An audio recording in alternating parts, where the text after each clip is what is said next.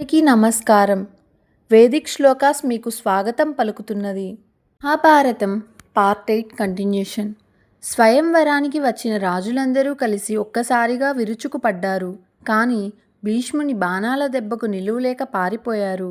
అంబ, అంబిక, అంబాలికల్ని తీసుకొని రథమెక్కి హస్తినాపురానికి బయలుదేరాడు.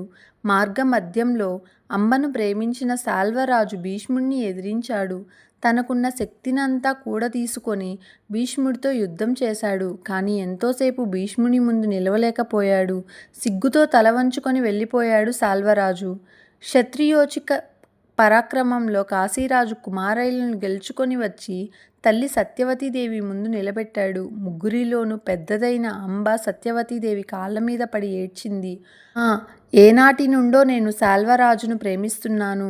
ఈ విషయం నా తండ్రికి కూడా తెలుసు. స్వయంవరంలో శాల్వరాజును వరించడానికి నా తండ్రి అనుమతించాడు కూడా. మానసికంగా మా ఇద్దరికి ఏనాడో వివాహం జరిగిపోయింది. నా మనసులోని ఈ వివాహం వద్దు.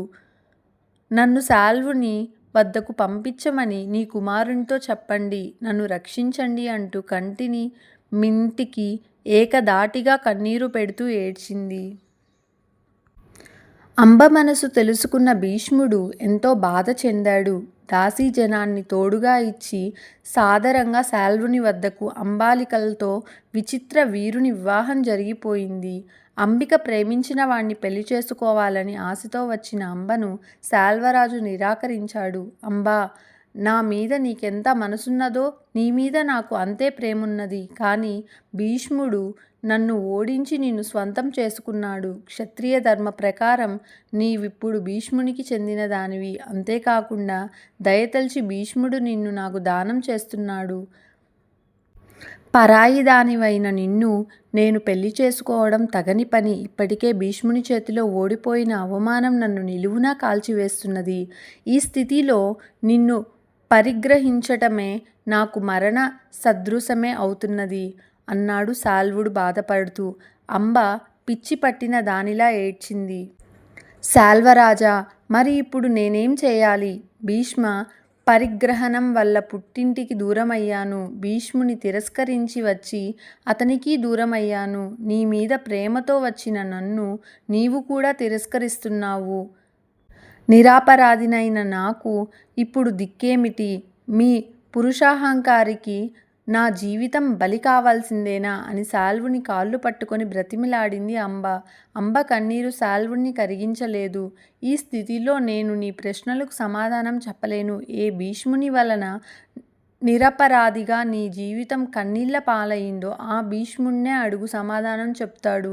నిన్ను కరుణించిన, కళ్యాణం చేసుకున్న అతడే నీకు దిక్కు.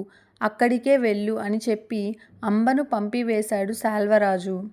శాల్వరాజు చేత తిరస్కరించబడిన అంబ తిరిగి భీష్ముని దగ్గరకే వచ్చింది. తన గోడంతా చెప్పుకున్నది. భీష్మ, నీ చేత పరాభవం చెందిన కారణంగా శాల్వుడు నన్ను పెళ్లి చేసుకోవడానికి అంగీకరించలేదు. భీష్ముని దయ వల్ల లభించిన నిన్ను భార్యగా స్వీకరించనని నన్ను ఇక్కడికే పంపించి వేశాడు. భీష్మ, నీ వల్లనే నా జీవితం ఇలా తయారైంది. నీవు తప్ప నాకు దిక్కెవరున్నారు? నన్నేం చేయమంటావో చెప్పు. శాల్వునికి చెప్పి ఒప్పించనా? ఏ పరిస్థితుల్లోనూ శాల్వుడు నన్ను అంగీకరించడు. అంబా, నిన్న స్వయంవరం నుండి ఎత్తుకు వచ్చాను. నిన్ను తీసుకుని రావడానికి ముందే చెప్పాను. నా తమ్ముడికిచ్చి పెళ్లి చేయడానికే తీసుకువెళ్తున్నానని. అన్న మాట ప్రకారం నిన్ను నా తమ్ముడికిచ్చి పెళ్లి చేయాలనుకున్నాను. నువ్వు శాల్వరాజుని వరించానని చెప్పడం వల్లనే నిన్ను తిరిగి పంపించాను. స్త్రీలకు, అవివాహితులైన స్త్రీలను ఎత్తుకెళ్లి పెళ్లి చేసుకోవడం తప్పు కాదు. క్షత్రియ ధర్మ ప్రకారమే నిన్నెత్తుకురావడం జరిగింది అన్నాడు భీష్ముడు. సమస్త ధర్మాలు తెలిసిన వాడివన్న నమ్మకంతోనే మరలా నీ దగ్గరకు వచ్చాను. ఎలాగైనా నా జీవితాన్ని ఒక దారి చెయ్యి. నమస్కరించింది. ఏం చేయమంటావో చెప్పు. భీష్మ, న్యాయ ప్రకారమే చేశావో, క్షత్రియ ధర్మంతో చేశావో, నా జీవిత దుర్దశకు కారణం మాత్రం నీవే కదా. నీ వల్ల జరిగిన అన్యాయానికి నీవే బాధ్యుడవు. కాబట్టి నన్ను నీవే వివాహం చేసుకోవాలి అని అనింది. అలా అనిన అంబని చూసి నివ్వెరపోయాడు భీష్ముడు. అప్పుడు భీష్ముడు ఏం చేసుంటాడు? గెస్ చేస్తే కామెంట్ చేయండి. లేదంటే నెక్స్ట్ వీడియో కోసం వెయిట్ చేయండి.